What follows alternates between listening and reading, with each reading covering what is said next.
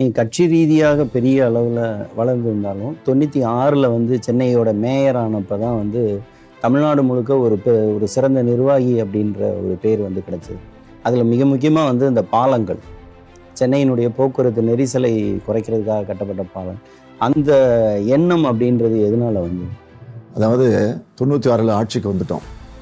வந்துட்டு ஃபேமிலியோட எல்லாம் உட்காந்து இரவில் எப்போது பேசுறது, அவர் பெட்ரூமில் தான் உட்காந்துருக்கேன்லாம் உட்காந்து எல்லாம் பேசிகிட்டு இருக்கிறோம். அப்போ வந்து நான் வந்து மேயராக எலெக்ட் ஆகி அதனுடைய இன்விடேஷன் அந்த ஃபங்க்ஷனுக்கு அது வந்து அழைப்பு வந்து கொடுத்துட்டு அதை பார்க்குறேன். அது பின்னாடி வந்து அட்டைப்படம் வந்து ஃப்ரண்ட்டில் வந்து நானும் தலைவர் இருக்கிற படம், பின்னாடி வந்து ரிப்பன் பில்டிங்கு, பெரிய பில்டிங், அதை வச்சுட்டு பாரு எங்களோட பேசிகிட்டு இருந்தவர் திடீர்னு அந்த ரேப்பர் வந்து அந்த இன்விடேஷன் எடுத்து பார்த்துட்டு தலைவர் எல்லாத்தையும் சொல்கிறாரு.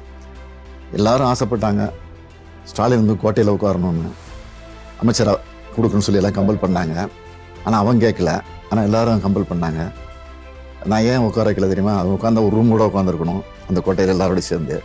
இவ்வளோ பெரிய ரிப்பன் பில்டிங்கில் போய் மேயராக உட்கார்றான் பார் அப்படின்னு ஒரு பெருமையாக படுத்து பேசினார். அதை பேசிட்டு அது வந்து அப்படியே மனசில் இருந்தது. அதுக்கப்புறம் பார்த்திங்கன்னா அவருடைய அறிவுரைப்படி சென்னையில் வந்து போக்குவரத்து நெரிசலை குறைக்கும் முதல்ல திமுக ஆட்சியில் தான் கலைஞர் முதலமைச்சர் இருந்தப்போ 71ல் அண்ணா மேம்பாலம், ஜெமினி சர்க்கிள் இருக்குது பாருங்கள். இப்போ மொத்தம் அண்ணா மேம்பாலம் இல்லைன்னு கொஞ்சம் கற்பனை பண்ணி பாருங்கள் எப்படி இருக்கு. அண்ணா மேம்பாலம் இருந்தே இவ்வளோ டிராஃபிக் இருக்குது. அதுதான் முதல் பாலம். அப்போ அதை மார்ச்லேருந்து கட்டினது, சென்னையில் கட்டினது. அதுக்கப்புறம் ஏன் நம்ம வந்து மாநகராட்சி வந்து பாலங்கள் கட்டுறதுக்கு அனுமதி கிடையாது. எந்த மாநகராட்சியும் அரசு நெடுஞ்சாலைத்துறை தான் எல்லா இடத்துலையும் கட்டி, எல்லா ஸ்டேட்லேயும். நாங்கள் வந்து ஸ்பெஷல் பர்மிஷன் வாங்கி மாநகராட்சி சார்பாக கட்டுறேன்னு சொல்லி 10 பாலங்களை கட்டலாம் அப்படின்னு பிளான் பண்ணி பெரம்பூர், எழும்பூர், கெல்லிஸு, நந்தனம், நியூ காலேஜு, இப்படி பல பாலங்களை கட்டணும்னு முடிவு பண்ணி எங்கெங்கே பாட்டில் நெருக்கமான டிராஃபிக் வருதோ அங்கெல்லாம் கட்டணும் அப்படின்னு முடிவு பண்ணி கட்டணும். அப்படி கட்டும்போது அதனுடைய ஒரு பாலத்தை வந்து டி நகரில் ஒரு பாலத்தை வந்து திறக்கிறதுக்கு தலைவர் வராரு. அதை வந்து திறந்து வச்சுட்டு அங்கே பேசுகிறாரு. பேசும்போது சொல்கிறார், என் பையன் வந்து ஸ்டாலின் வந்து குழந்தையாக இருக்கும்போது, குடம்பாக்கம் வீட்டில் இருக்கும்போது சேஃப்டி பின் இருக்கு பாருங்க, ஓப்பனாக இருக்குது.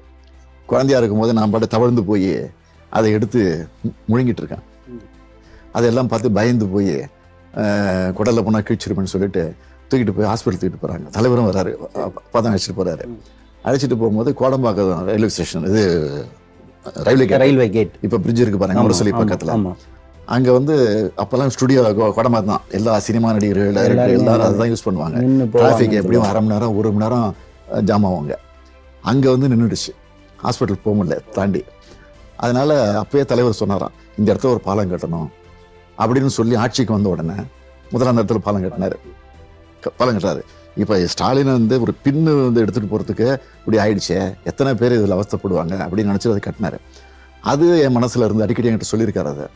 அதை வந்து நான் மனசில் வச்சுக்கிட்டு பாலங்கள் கட்டணும் அப்படின்னு முடிவு பண்ணி சென்னையில் வந்து ஒரு 10 பாலங்களை கட்டணும் முடிவு பண்ணி 9 பாலங்கள் வந்து குறித்த நேரத்துக்கு முன்னாடியே கட்டினேன். என்ன எஸ்டிமேட் போட்டோமோ அதை விட குறைச்சி 30 கோடி 40 கோடி கம்மி பண்ணி கட்டினேன். இது வரலாறு, இது வந்து பெரிய வரலாறு இது. ஆனால் அதுக்கு வந்து இந்த ஜெயலலிதா ஆட்சிக்கு வந்த உடனே வழக்கு போட்டாங்களே தவிர 5 வருஷம் சார்ஜ் ஷீட் கூட ஃபைல் பண்ணல. ஏன்னா எதுவுமே இல்லை அதில். அந்த மாதிரி செய்தி, அது ஒரு மறக்க முடியாத சம்பவம்.